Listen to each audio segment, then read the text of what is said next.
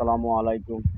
দেশ ও প্রবাসে ভাই বোন বন্ধু আত্মীয় স্বজন যারা যেখানে আছেন সবাই নোয়াখালীর জন্য দোয়া করবেন। 2024-এর বন্যা ভয়াবহ বন্যার পর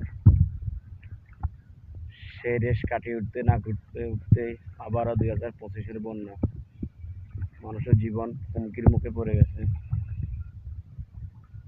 খাবারের সংকট, বিশুদ্ধ পানি সংকট, বাড়িঘর ডুবে গেছে, আশ্রয় কেন্দ্রে মানুষ গিয়েছে। দেখেন পরিস্থিতি কেমন, শুধু পানি আর পানি। দিল্লি পরিমাণ জায়গা নাই শুকনা, সবগুলো পানি।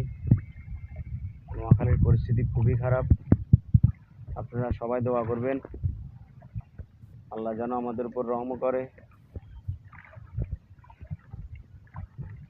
খুবই খুবই খুবই ভয়াবহ অবস্থা নোয়াখালীর মানুষ। আপনারা সবাই নোয়াখালীর মানুষের জন্য দোয়া করবেন।